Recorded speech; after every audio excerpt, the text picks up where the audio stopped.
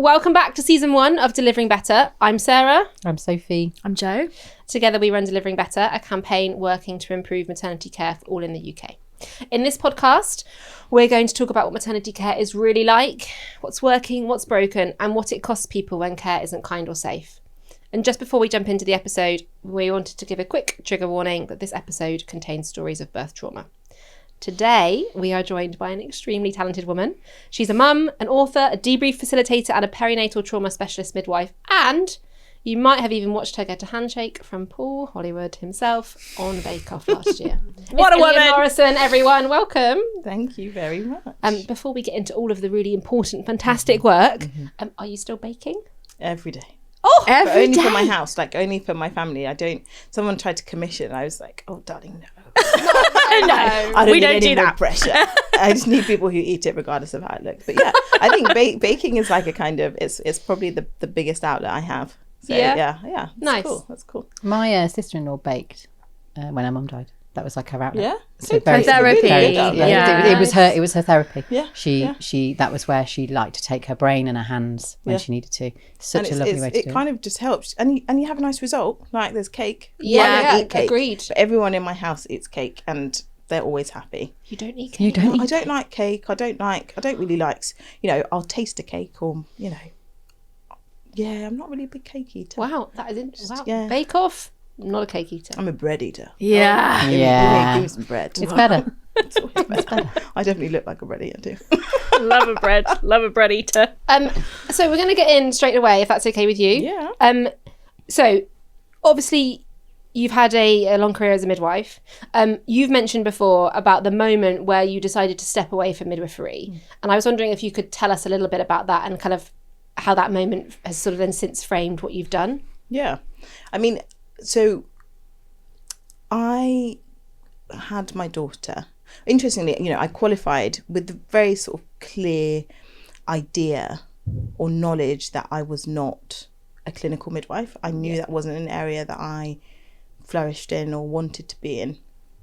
But I was working in a very busy South London trust, which was good. I wanted to be there. But actually, when I inquired about going into safeguarding, which is sort of an area of passion I had, they said, it might take you about 10 years. And I was like, oh my gosh, Wow. I don't have 10 years.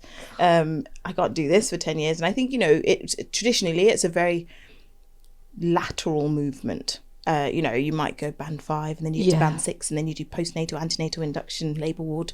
And so that's quite normal. But actually, I have always been known for having somewhere to go and needing to get there fast. And so 10 years felt like a long time. Yeah. So obviously, I did what a lot of women do and go, well, how do I get out of this? Well, I had a baby. I said to my husband, well, the time is now. And so, I decided to have a baby. And that went from an idea to being pregnant. And it didn't take very long. I feel very fortunate that, the first month I was pregnant and I was like, okay, cool, let's go. We're doing this. But, quite quickly was like, yeah, I'm just going to have a home birth. It was just very standard, like, we're going to have a home birth, that's whatever. No particular attachment to home birth, but just like, that's just what I was going to do. Yeah. And, throughout my pregnancy, I had a few interactions with consultants, had a slightly raised BMI, have a slightly raised BMI, and there was something else. Oh, being black. Yes. Flagged up a few things. Minor, just something that most people miss. Yeah. And so that meant that I had to have further tests and things like that. And the consultant was like, I thought that you were a smart woman. What, when you asked for a home birth? Yeah. He said, I thought that you would make intelligent choices. And I was like, oh, God, silly man. Why would you think that? And I thought, okay, that's okay, because I don't give a monkey's about what you think. But interestingly, it's funny that you're coming at me like this. And he then said to my husband, if she starts acting crazy, make sure you bring her in. But then again, you'd be bringing her in every day. And I was like, well, first things first, I drive. So let's just I talk will be about bringing myself in logistically. I have to come in, it'll be me. But also, why are you talking to him about me? Like, this is odd. But that's how you see how sort of racism meets misogyny. Yes. Particularly in healthcare, because I can guarantee that the kind of coming from my intelligence was misogynoir. Like, it wasn't just misogyny in and of itself. It was misogyny towards Black people and Black women, and specifically within healthcare, which we know exists. And I'm sure we'll get into it. Anyway, I'm going around the houses. So went to have this home birth, but before I left the hospital on that appointment, he said to me, I'll see you when you transfer in from your home birth. And I was like, what? No, you won't. Maybe you will. And so, went into labour. Horrible. Labour was fine. I was at home. But basically she was OP, and it was just like, she was back to back. She was back to back. So the contractions were like coupling in my back. And I was just like, this is awful. The midwives weren't very nice. It was just a bit of a mess. Yeah. And she said, my shift's about to end. So if you want to transfer in, then we should go now. And at this point I was like, well, if I've progressed, I'm not going anywhere. And so she gave me an examination. She said, you haven't progressed. And I was like, you know what, sod it, I'm going in. Went in, things escalated, and I ended up with an emergency caesarean section. I have no qualms about a caesarean section. It's not a big deal. But the ways in which things happened definitely changed things for me in terms of my entry into motherhood, how I felt about myself, but also how I felt about my complicity in this for other people. It really had me reflecting on perhaps how many times I hadn't considered the things that were lacking for me in regards to other people. And the impact of those. And so when I then went back to work, only because I had to pay back my mat pay, that's a whole other story, which is very funny, but I'll save it. But I was living in Spain and escaped. I said to my husband, I've got to go back to work. I never went back to Spain after that. But I went back to work, and I was looking after family, and things were escalating quite dramatically, and I called for help, and the midwife in charge said, you know what you're doing, you're a midwife. And I was like, something's not right here. I need some help. And she was like, just go back in the room, you know what you're doing. And actually it's like speaking to children, telling them they know what they're doing when they don't feel they know what they're doing doesn't help them to know what they're doing. So it was like, this is counterintuitive, like, or it's counterproductive even. Like, I don't feel any more knowledgeable, and I'm trying to escalate. Anyway, as things sort of spiraled, I looked up, I completely froze in that situation and was like, I don't know what's happening here. And I looked at her face, and she had this look in her eyes, and I knew that look because I'd had that look. And I thought, you're going to remember me. You're going to remember me as that person. And I never came into this job to be that person. So, and I say that about midwives all the time. Like, we don't go into work or into this type of vocation to cause harm. And when you look at somebody's face and you go, I'm the face in your nightmares. I don't know. That's not really what I wanted to do. Definitely not for 23 grand a year. So, I was going to say something about eggs. It was like, I'm not going to do that. And so that same evening, everything sort of calmed down. And that same evening I came out and I handed in my notice. Which feels very radical. But actually, I'm one of those people that kind of needs to do things radically because otherwise I won't do it. So it's like, I would have sat and gone, it's fine, you can do it. But in that moment, I knew I couldn't, and I knew I didn't want to. And so I had to do something about it. And so I quit with no plans, no money, an 18-month-old daughter. And so I'm not sure what the sort of planning was there. As you can tell, there was no plan. But you wouldn't have quit if you'd have thought about it longer, because you would have then thought about all those things that you needed to consider. And I think you're someone who's very true to how they feel and what they believe, and their own their own morals and standards. And I think when you're that kind of person, you can't carry you literally cannot carry on in that job. You couldn't have got up the next day, put your uniform on, gone into work, because it's that moment of clarity, isn't it, where you're like, this isn't right. Like, this isn't right. And I think that if you don't do anything with that moment of clarity, you can just keep going. Well, people can become institutionalized, don't they? And it's like, oh man, actually, you know what? It's fine. It will be fine. And, interestingly, that was just before the pandemic. So that was February, just before the pandemic. And I'd moved in with my mum, basically because of childcare. And my husband had said, I need to go to Spain to do something. And I said, don't go to Spain because you're going to get locked down in Spain. Like, don't do it. We argued for about 12 hours. And the following morning he left. I was going to say, and then he got on a flight to Spain. And then he got on a flight to Spain. Yeah. You know, so just a tip. Doesn't matter the duration of the argument. It's not necessarily going to make a difference to the outcome. Yeah. And so he left. Yeah. And he was locked down for 4 months. Oh no. So that was the time that I was like, well, what am I going to do? Yeah. How many times did you call him and just be like, I told you so? And put the phone down again. I probably did actually call him. No. Yeah. He's undeserving of phone calls. Wise. You didn't But deserve actually- a call. My silence speaks The loudly. thing is, for him, my silence was glorious. I bet. He was like, not in the country, she's not calling me. No This is childcare. delightful. I'm having a great time. But actually, I was at home with my mum and my younger sister, and we had a wonderful bet. 4 months. So it was fine. Yeah. But, you know, in that time, I kind of had to think about what I wanted to do, what that looked like. And again, a very long story shorter, but I started sharing on Instagram sort of how I processed what had happened with my daughter and what it kind of meant for me. And people just kept sharing me sharing their traumatic birth stories with me and asking me for advice. And I was like, okay, like, why don't I see if I can make this a business? And within 6 weeks, I had a 6-week waiting list. Wow. So it was like, you know, and it's been People 5 are years. calling for it. It's been 5 years, and that is basically still what I do. So that created that. Oh, and actually, and we, you know, that's your work as a debriefer. Yes. And so maybe you could talk to us a little bit more about what that actually looks like in practice, because we'd love to know more. Yeah. It's actually really cool. Like, it's, you know, I think a lot of people don't have passion in their work. And I think in a capitalist society, it becomes about how you make money. That's what we go to work for.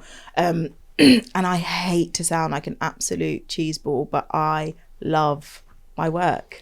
I love what I do. I'm a true Sagittarius, and I thrive off affirmation. And so being able to have impact in people's lives in some way, shape or form, but also in a way that is meaningful and true to who I am, what I believe, and meeting them where they are in what they believe, like it's magic.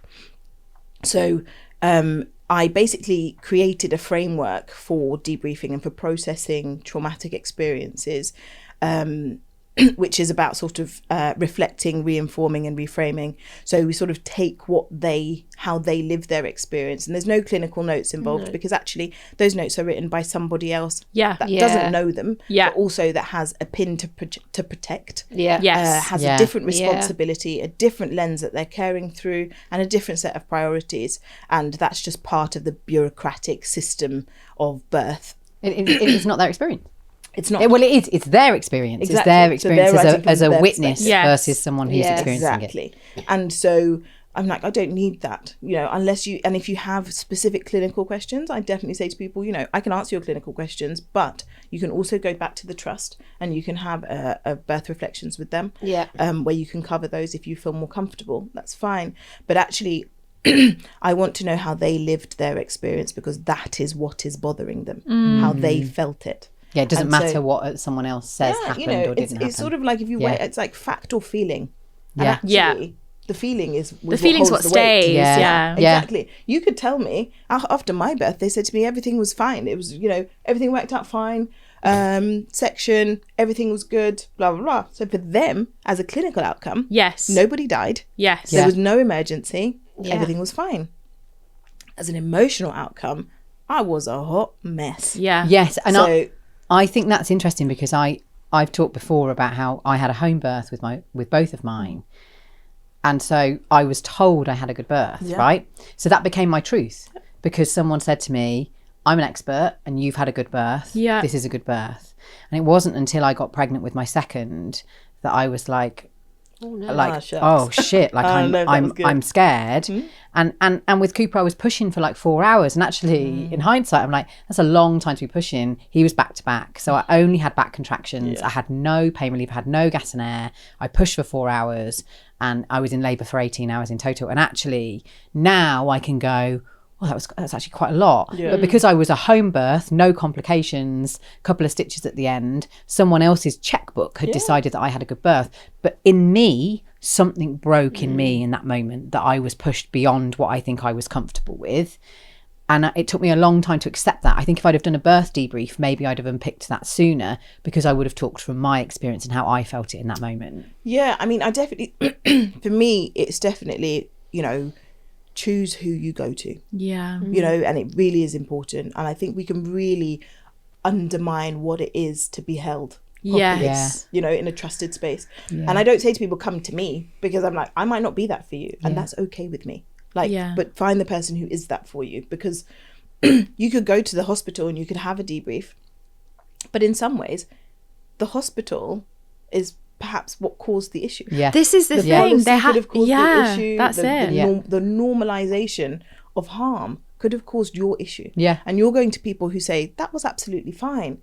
So how do you then get validated in your experience by someone who's thinking, based on your notes, you actually had a really good birth? Yeah, you're not neutral. They're not neutral. They're not impartial. Yeah. But I also never say to people, I ask them all the time in every session, after they tell me their story, I just say, if you could tell me how you feel about your experience in 3 words, what would they be?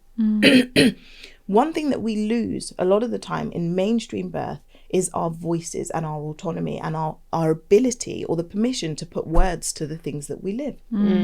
We're told it's good. We're told it's low risk. We're told it's high risk. We're told it's safe. But it's like, but what if that's not what it is for me? So if I say to you, you tell me how you feel about your birth, from the get, the words are yours. Yeah. I haven't given them to you. Yeah. And that makes all the difference. Yeah. So, Without any context, without just how do you feel? Exactly.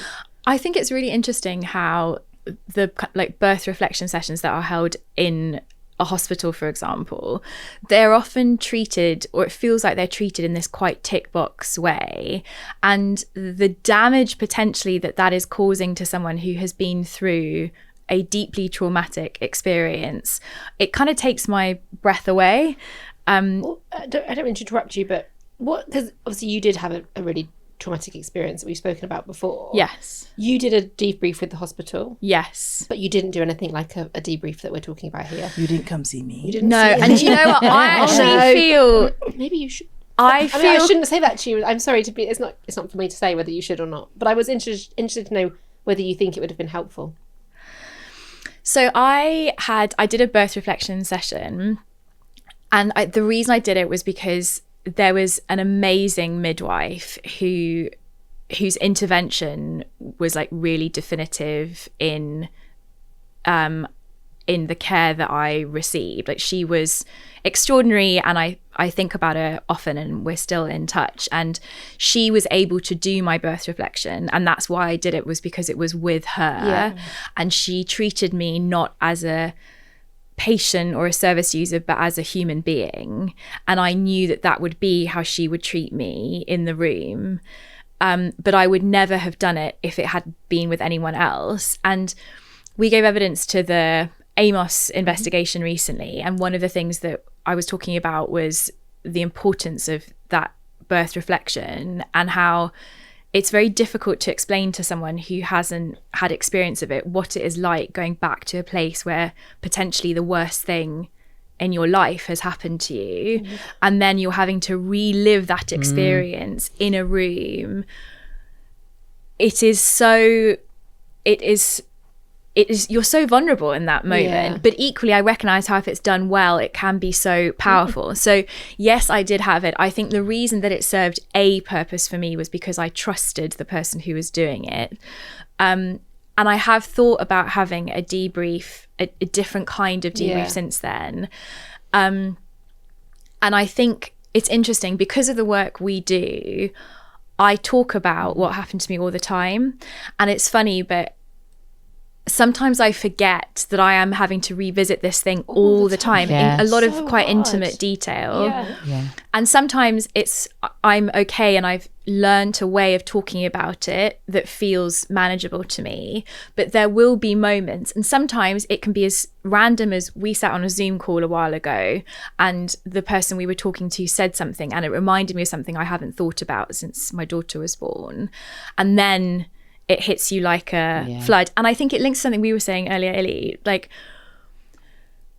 It is so wild that the way this issue, what is happening in maternity care, is covered basically relies on women just having to rehash these incredibly traumatic experiences over and over again. And I do it as an individual because I recognize that unfortunately that is where things are, and that can help draw attention to the issue.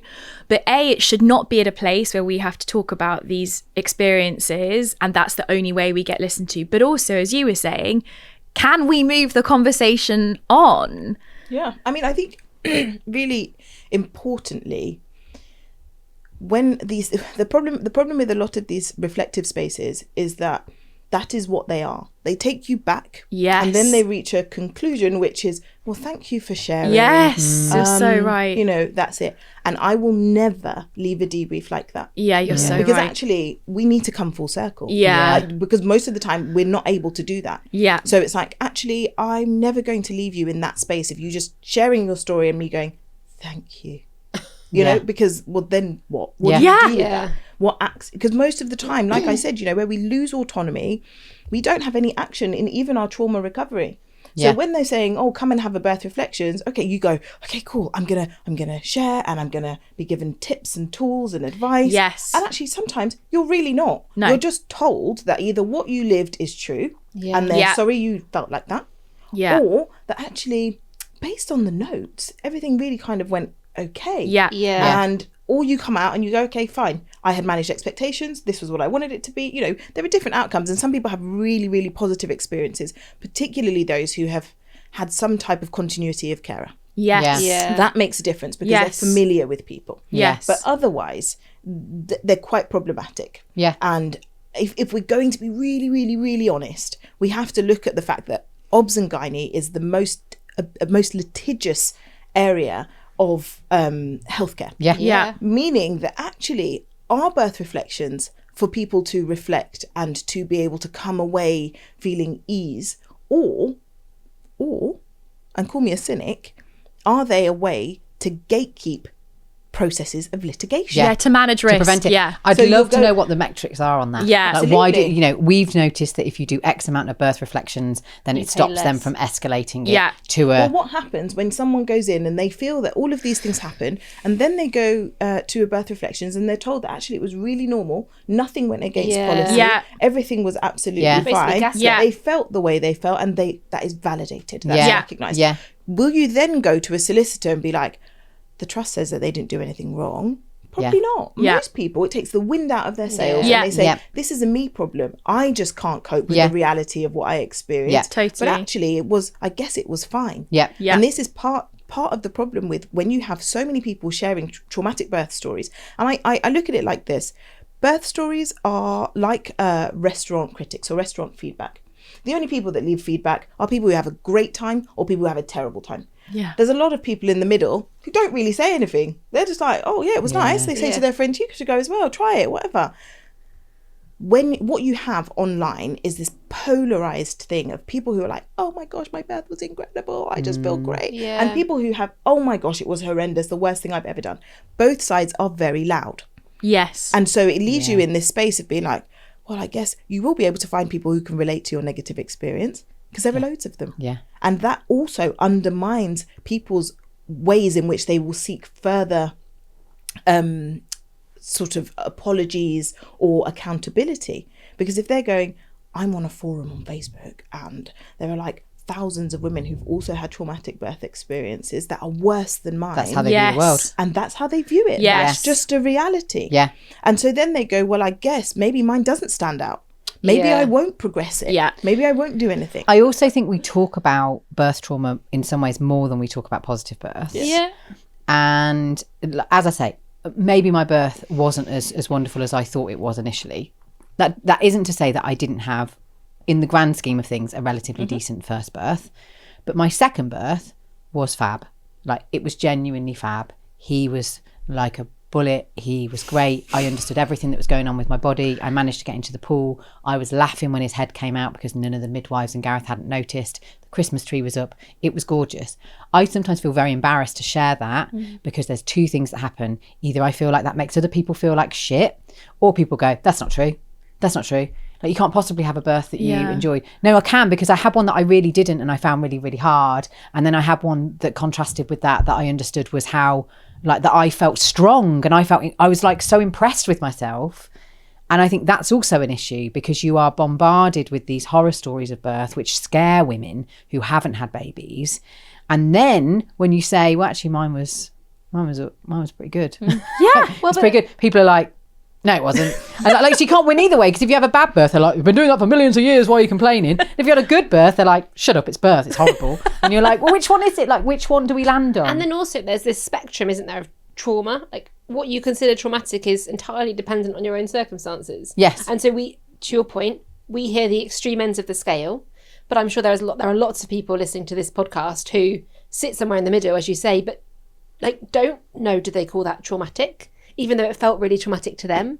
Like, and it's like, we don't talk about the everyday trauma. We don't talk enough about the 3-star experience. Yeah, Exactly. right. And the fact of the matter is, so many women have a 3-star experience. Yeah, yes, totally. and I also think, though, they should debrief with someone like you, because the fact is, it's a massive event. Have a debrief of a positive. Yes, It doesn't matter what it is. Yeah. Everything that's happened to your person that has altered your life is worth speaking about. And it's not fanciful. Like, I think even this idea, and we know it when it comes to women accessing any type of therapeutic support or doing anything for themselves, really, it's definitely like, you don't need that, come on. Yes. It's like, you do. You do. Yeah. And a lot of people, particularly today, don't have communities that they just debrief comfortably with friends and whatever. So actually, sometimes you might have to outsource it.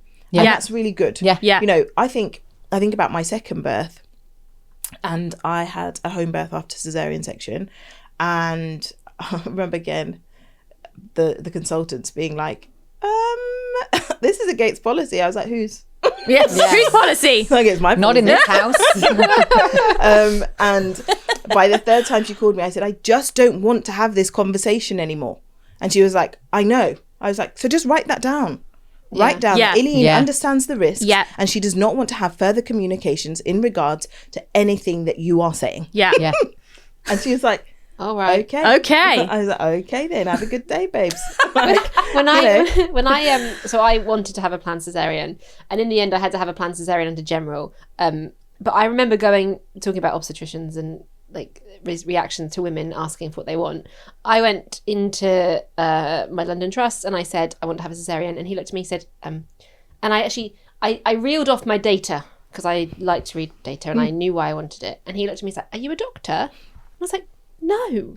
I'm just an informed person. Making a decision about myself. Totally. I mean, it's that. It's that. Like, That scares I wish I was a people. doctor, maybe, but no. That scares I'm not that people. clever. Yeah, it does. Yeah, it does. People having access to autonomy is scary, particularly women. And when I again, like, you know, people were like, oh my gosh. At this point, I had a bit of a following on Instagram, and part of me was reluctant to even share, because I thought, if this doesn't work, there's a lot of you riding on this. I feel like a lot of you are invested in this even more than I am. Yeah. I'm not invested in a home birth. I'm just invested in accessing choice. Yeah. You know, for me, you lot are romanticizing this and saying, oh my gosh, home. I was like, I just want to do what I want. Yeah. And if it doesn't, and I knew very clearly, if I wasn't giving birth to him at home, I was giving birth to him in theatre with a caesarean section. There was no in between. Yeah. I was like, it was just not going to be, you know, you're not going to poke and prod me. I don't want to talk to you. Yeah. I just want to know, we're going here Or we're going doing there. this. Yeah. And, you know, again, he was, my mum had died very suddenly 3 months before he was born. Wow. And so I don't really remember much, because grief is funny like that. You're like, you know, I was just like, whatever.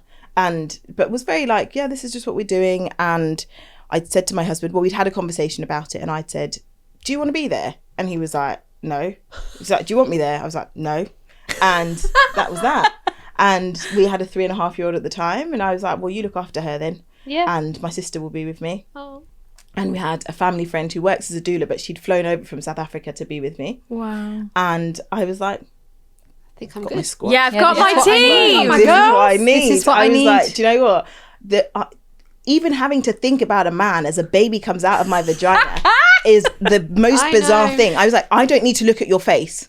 I don't need to look at your face. I don't need you to be unhelpful. I don't need you to ask me anything, actually. Yeah. You know? Where are the towels? Don't ask me, because I know that if I ask something of you, you're then going to ask me something else. And that's going to make me angry. Don't ask me more questions. Yeah. So, you know, I remember with my first daughter, and he's Spanish, and so English isn't his first language, and the midwife was asking him something, and he was like, looking at me, I was like, do you want me to fucking translate? Are you shitting me? Are you, what do you mean? Like, so I thought to myself, yeah, that's the best thing you could have done for me. Like, you know.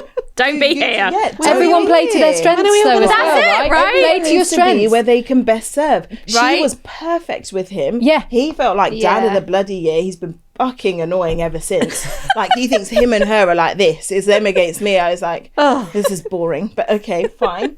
And I pushed him out. And my husband was there. I turned around, and actually, I think I looked quite good. I have a photo, but it wasn't like this. It wasn't like that kind of pushing face. It was like, Oh my God. I turned to him, and he was looking through the door, and I went, "It's a boy." Yeah. Like this, and I was like, "That's how you do it." You know. But moments before that, I was like, "My fucking Yeah. you know. I think with... When are we all going to live in a commune? Oh, I know. Who needs boys? I think with Griff, because he came out so quickly, and because it was my second, I felt so in control. His sort of head came out, and I laughed and was like, "His head's out." And Gareth was like, "His fucking head's out." His head's out. And I was like, "You're more freaked out than me." And I was really high on gas and air. And then when he was born, I think that's it. He sort of left me alone because I was fine. And so I got this magical moment where he lifted him out the water, and I got to look at his face, looking at Griff, and like taking it, and it makes me really emotional just think about it now. Like, he drank him in. I watched him drink him in and be like, he's a boy, and like, I watched him fall in love. And I think if he'd have had to be too intensely involved in what was going on with me in that moment, I wouldn't have got. So it's not just about keeping them out. It's about allowing your partner to experience it without it having to be like that they're responsible for everything that's happening to you. It's the whole thing of bringing them in. Yeah. Whatever that looks like. Yeah. Bringing them in, how they best serve you, how they best serve themselves, and how they best serve the wider family unit. Yes. And so it wasn't just about me being like, I don't need no man, because obviously without him, I couldn't have even got pregnant. Like, I need that man. Do you know what I mean? Yeah. At that time, I just needed him to look after our daughter and make sure she was okay. Yes. I needed him to gas me up when I'd done it and tell me that I was amazing. right. Do you know what I mean? Like, that's what I needed him for. And that is exactly what he did. Yeah. But you know, he did it happily. He did it without feeling like he'd let me down in any way. Because you got that clear guidelines I what wasn't you're doing. upset with him. I was like, this is amazing. And really, you know, after he was born, I had a tear, and it was awful being sutured at home. But I was like, I'm not going anywhere. You can do this. The midwife was there with like a torch and whatever. I was like, I'm not leaving. And I sat on this chair in the room where I'd given birth, and just above my head there was a photo of my mum. And I hadn't put it there. None of us had put it there. We were like, who put that photo there? And it turns out 2 days before, my daughter had put it on the shelf. So right over where I gave birth, there was this photo of her. And then my husband came in, and it was just like essentially the four of us. And I was like, this is how you birth. You don't birth because it's vaginally. You don't birth because it's caesarean section. You birth because you have access to agency in every arena. Yes. In who's with you, in where you are, in what that looks like, and how you're made to feel within it. Yeah. And that's what it looked like. So when people were like, yes, to vaginal birth, I was like, my vagina really hurts. Yeah. I don't know what you mean. The caesarean section recovery was actually much easier. Like, let's not romanticize this in a way that can make other people feel less for what they have, or make promises going, vaginal birth's where it's at sometimes, but it doesn't mean that it's not painful. Sometimes it's also we had a conversation with someone when we were just starting out, and they talked about how caesarean sections were like worse. And do you remember? And we sort of came off the call, and we were like, and like don't start forming like, oh well, mine's worse than yours, and yours is probably better, and what degree tear did you have? Like, every experience is entirely individual, and you could have a 2nd degree tear but actually really, really struggle and have something else going on. It doesn't matter. And I find that such an important thing to clarify, that it's not about you birth how you want to. It's not even about that. It's just birth, and there's no scale, and there's no rule for what's worse and what's better.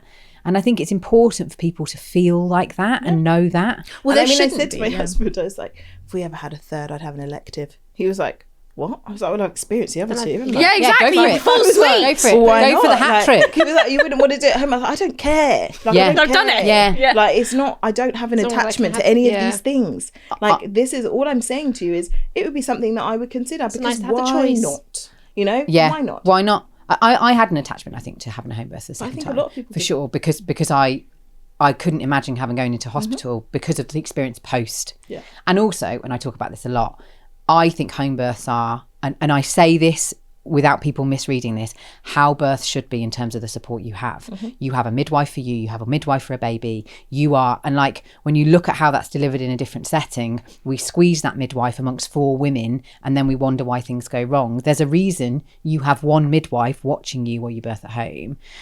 But what I struggled with home birth, and I'd be really interested to know if you did, is that I then suddenly realised I'd become part of this weird cult where it was like, oh, are you into home birth, like you're into like hippie stuff. And no, I just didn't want to leave my house. Like I literally just didn't want to leave my house. It was really nice. Got into bed afterwards. Like I didn't want to go anywhere. Yeah. There was no reason why I wouldn't. Chill bit. And also my partner is a data nerd, so he literally sat down with all of the evidence around birth and said the safest place you can give birth is home if you've got a low risk birth. Like the data around intervention reduction was the thing that like sealed the deal for us. And yet when I had my kids, people were like, home birth, right, you're part of this crew. And I was like, no. I am not actually really at all. interestingly, I had a visit with the home health visitor, and I don't know how old he was, maybe like 4 weeks. And she was going through the red book and she went, obviously you're not going to vaccinate, like that. And I just went, See? Yeah.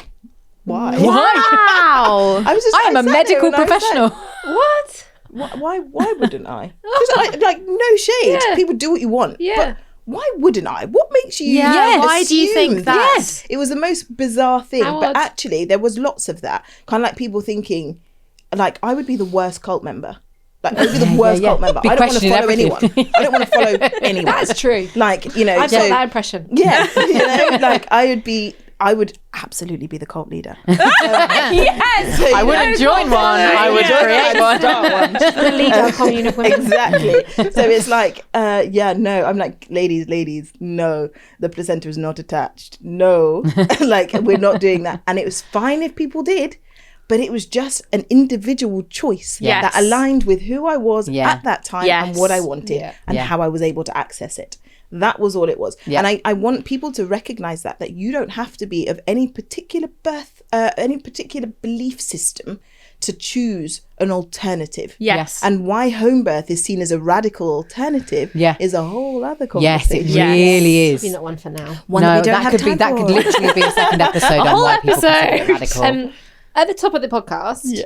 you touched on Black women's experiences. I'd love if we could talk about that. Yeah. And also interesting, I think, your view as a Black midwife and how you saw that play out. Or if you did see that play out, I'd love to get your views on that. Yeah, so the statistics against Black women and Black, brown women and women of mixed heritage are that Black women are just under 4 times more likely to die than their white counterparts.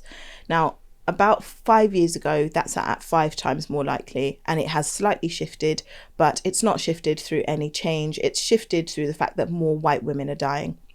Yeah. That's a problem in itself. Yeah. And what I will say to people is that I want better care for Black and brown women, and as a result, white women will also get better care because all it does is change the parameters of care. Yes. Yeah. So when people are like, why just Black women? It's like, it's not. No. It's not. Yeah. And unfortunately for us, we don't want to be that. Yeah. You know, we would rather not. We would rather be able to sit in a statistic that was like you lot. That was the same. That we were all together. That our skin colour, that has no biological bearing, made no difference to our outcomes or the outcomes of our babies. We would love that.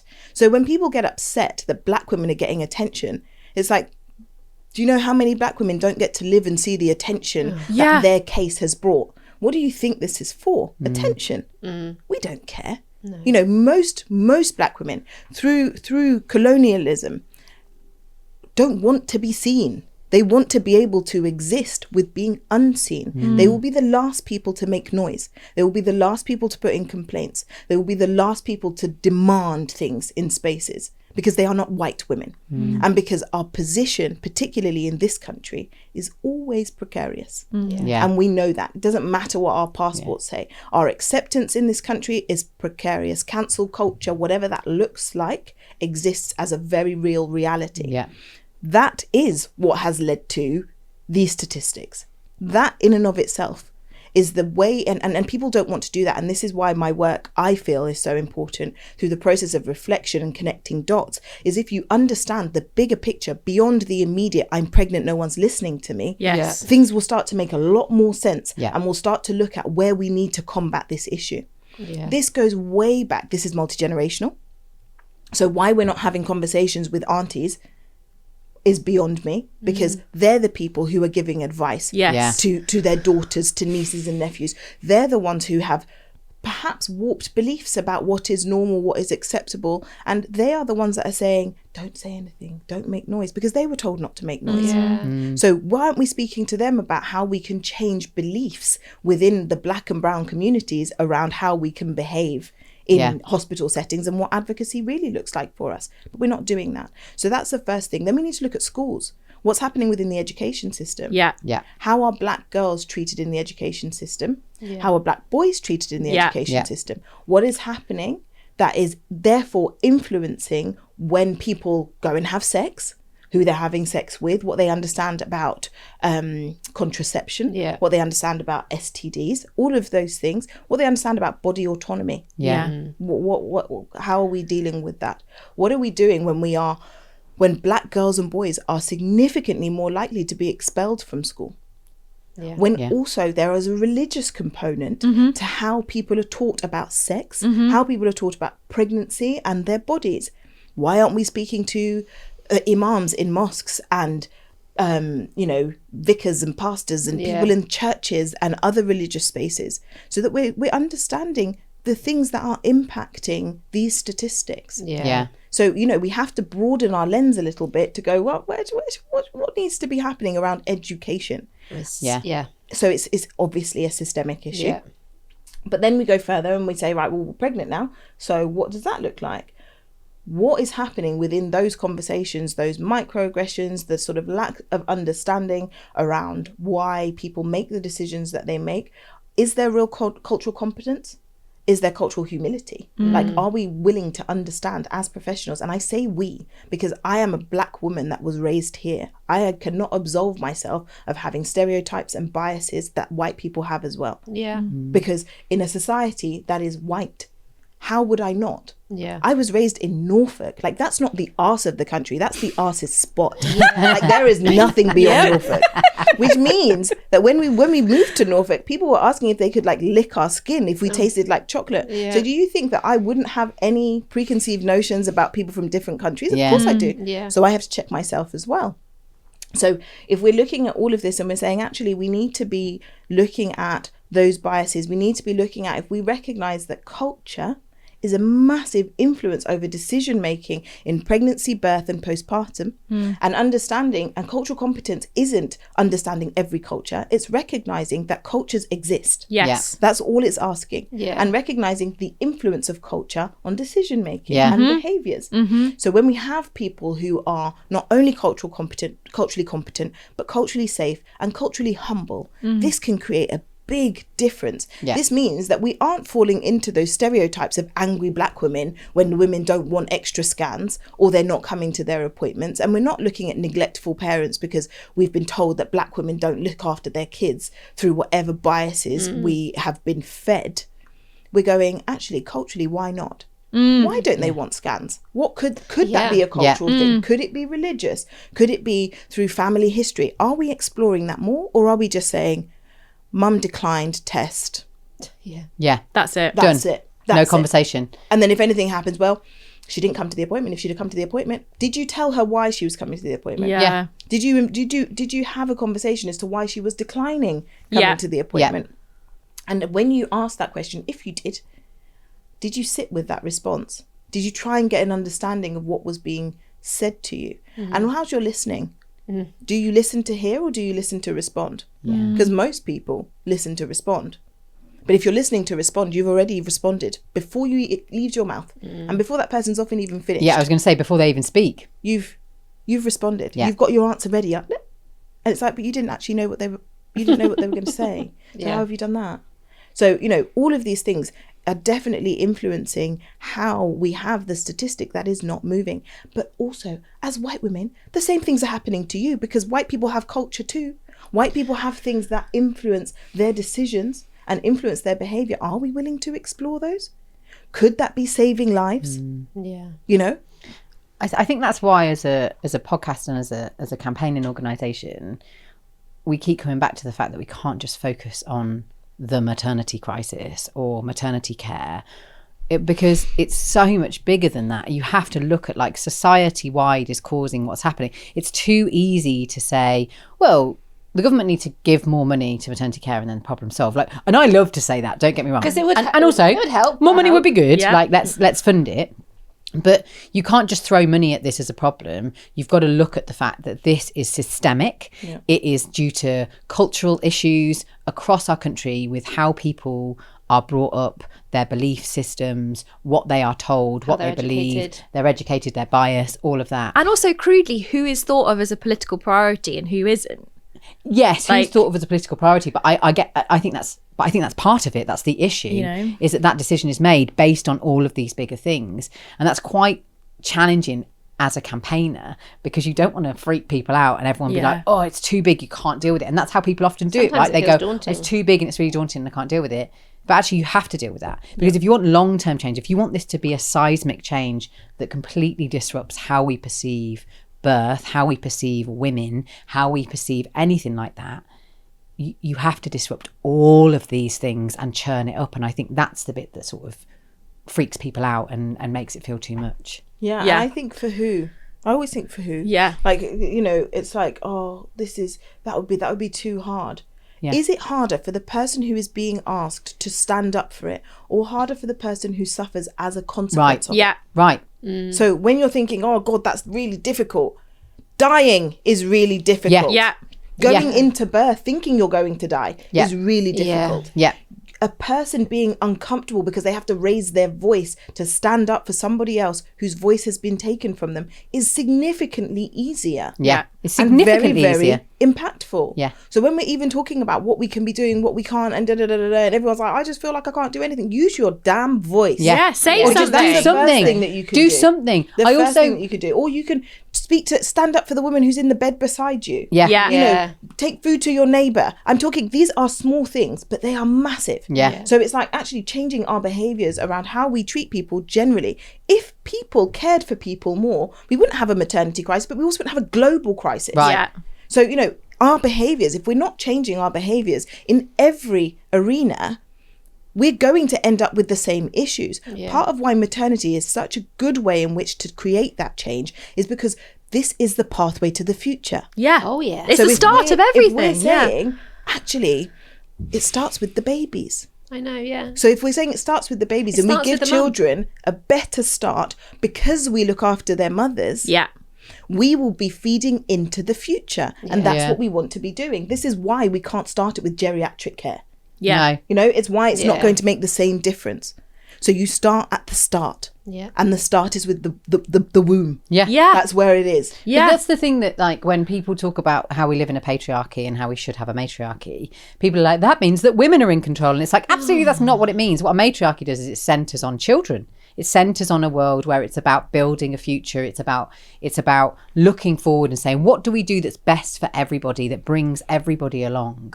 But also in the same way that women can uphold patriarchy, men can uphold matriarchy. Yes. Yeah. Yes. Men aren't suddenly redundant because it's a matriarchy. No. Absolutely not. No. In fact, there's more that they can do. Yes. Like, Yes. they are going to be busy. busy. Yeah. Do not worry, darling. Yeah. Free time is not in your vocabulary. Yeah. I will keep you very Not busy. going to be a thing. It's not on your agenda. Like, you've got work to do. Yeah. Let's go. And actually the matriarchy is what allows everyone to be included and allows everyone to guide this thing in a way that keeps children and keeps the future at the center. It's the same way when I make a decision about something, it is taking into account the outcomes for not only tomorrow but for next week and maybe next month or next year. Yeah. When my husband does something, he's like, sí, es que I needed that to be done so that tomorrow it wasn't in the way. Yeah. Or so that right now I'm like, but actually if you do that like that in a month's time, There'll be this thing. Yes. you know? So when women are doing things supported by men, Yeah.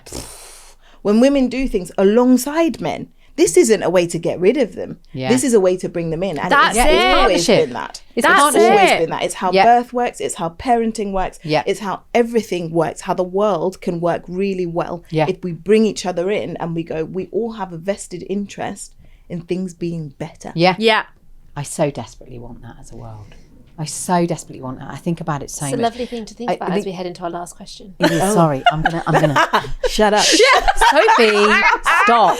Sarah has the unenviable task of trying to herd Sorry. her Me. conversation. This is my Yes, Soph, maybe. Okay, so one thing we ask all our guests towards the end of the episode is about, it's called the beauty spot. In this journey you've had through being, let's say, a midwife, being pregnant, having babies, postpartum, like maybe you could tell us about a moment of clarity or beauty that you've had in that journey that you've that's inspired you. Does that make sense? Yeah. Something beautiful that came out of it all. For God. So let the me- way, let me troll we through thought about everything this, to be fair, we all asked each other it on our first one, and I realised I came up with a question, didn't have an answer, so there's no pressure there. I know, but then I couldn't work it out. But the way I was trying to think about this when we were thinking about the question is that there's so many horror stories around motherhood, around parenting, around birth. And I actually think there are moments where I look at it and think, without having gone through that, I wouldn't have done this. I wouldn't have been this. Yeah. And I think that so many of those things that were actually hard at the time then paved the way for me to be who I am now.